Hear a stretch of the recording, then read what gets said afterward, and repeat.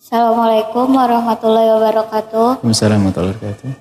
Buya, ada yang saya mau tanyakan. Jika kita sudah menikah, Apa?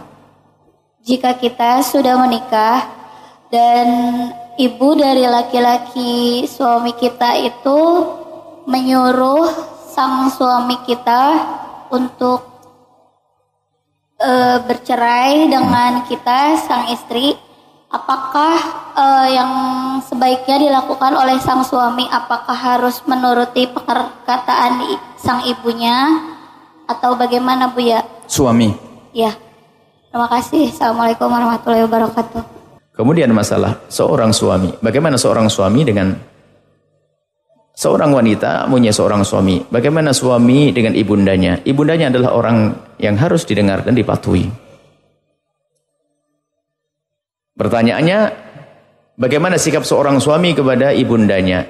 Kami jawab terlebih dahulu. Hei para istri, saya tidak akan ngomong tentang suami. Selalu jawaban ada yang lebih penting. Hei para istri, bantulah suamimu untuk benar-benar baik sama ibunya. Selesai, itu jawabannya. Hei para istri yang soleha, bantulah semampumu agar suamimu itu menjadi anak yang berbakti kepada ibunya. Mau apa lagi setelah itu? Jangan sampai engkau meracuni suamimu, mengajari suamimu kurang ajar sama ibundanya. Ini kaidah. Adapun seorang suami sudah dapat perintah dari Allah, istrimu kasih nafkah, cintai, ini perintah dari Allah. Cuman ada sebagian seorang istri ini ya nasib buruk. Suatu ketika ada seorang istri ngadep, marah-marah, "Oh ya, suami saya kayak punya istri dua." Kayak punya istri dua, kok kayak punya istri? Maksudnya gimana? Gimana sih punya aturan dalam Islam itu? Masa suami saya itu setiap dapat gaji dibagi dua, separuh buat ibunya, separuh buat saya? Oh gitu ceritanya. Kayak punya istri dua ini. Oh berarti kalau begini saya baru nangkapnya nggak bener nih ibu. Kok gitu Bu ya? Ibu dicukupi? Ya cukup sih. Tapi kenapa bagi rezekinya kok gitu? Subhanallah ibu, suami adalah ahli surga. Masih ingat dengan ibundanya. Separuh gajinya juga tinggi. Cuman kadang kebusukan hati seorang perempuan. Hati-hati. Tapi ini ahli surga semuanya.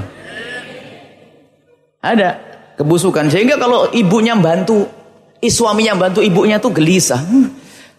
Akan tapi istri yang soleh akan selalu berkata, "Abang, bagaimana ibu bantu ibu?" Begitu juga sebaliknya, wahai para suami. Kalau engkau adalah suami yang hebat, suami yang soleh, akan selalu membantu istrinya untuk berbuat baik kepada ibundanya, berbuat baik kepada ayahandanya. Maka kaidah untuk menciptakan keindahan dalam rumah tangga adalah bantulah pasanganmu untuk berbuat baik dengan orang tuanya. Selesai. Ini rumus yang indah, sederhana. Makanya Anda tidak usah gundah kalau suamimu ternyata baik benar kepada ibundanya. Maka engkau bersyukur, suamiku ahli surga. Dengan ibunya baik, dengan ibunya mengabdi, dengan ibunda sopan. Akan tapi hati-hati. Kalau engkau punya suami yang kurang ajar sama ibunya, berarti suamimu adalah iblis dan ahli neraka. Nah, pilih mana?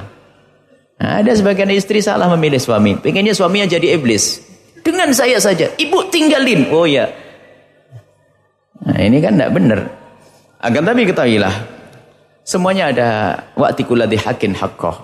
Wahai para suami, istrimu adalah engkau ambil dengan janji. Di hadapan Allah Subhanahu wa taala kau ambil dengan akad.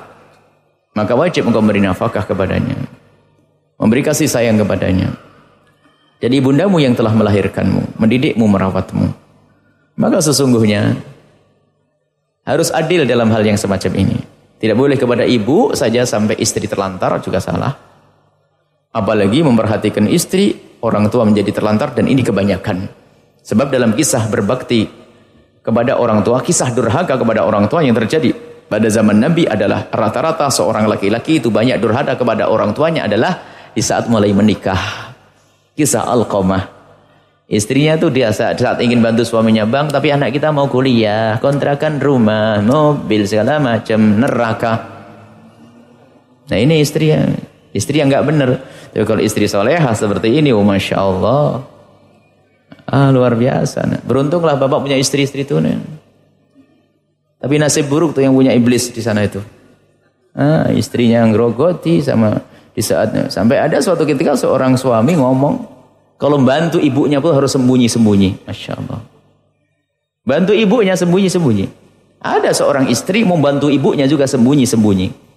Kenapa kok tidak dikirim bareng-bareng suami istri? Abah, Allah, ibu, indah. Kok orang tidak senang keindahan. Jadi seperti itulah. Jadi seorang suami tetap wajib berbakti kepada ayah ibundanya. Ini wajib berbakti, menghormati, memuliakan dan seterusnya. Ayyun nasi ahaqqu bihusni sahabati. Ada seorang laki-laki bertanya kepada Rasulullah, siapakah orang yang paling berhak untuk aku perlakukan baik dalam hidup ini? Apakah istriku atau yang lainnya? Seorang laki-laki, saya. Dijawab, ummuk, ibumu. Ini laki-laki. Tapi seorang istri, siapa orang yang paling berhak aku perlakukan baik adalah suamimu. Ini aturan. Makanya suami yang baik adalah yang paling membantu istrinya untuk berbakti pada orang tuanya. Jangan seperti seorang suami yang salah baca kitab. Sehingga setelah menikah istrinya dilarang. Awas ya, kamu sudah diberikan oleh ibumu kepadaku. Jangan ke rumahnya ya. Dulu, tidak boleh ke rumah. Wah, ini pasti waktu nyantri itu ngantuk, ngeliwet tok, itu tidak pernah ngaji. Makanya salah, istrinya mau ke rumah ibunya nggak boleh. Sudah diserahkan, kamu tanggung jawab saya. Suami yang baik akan selalu berkata, wahai istriku, kemanapun kau pergi harus izin. Tapi kecuali kepada ibu bapakmu nggak usah izin.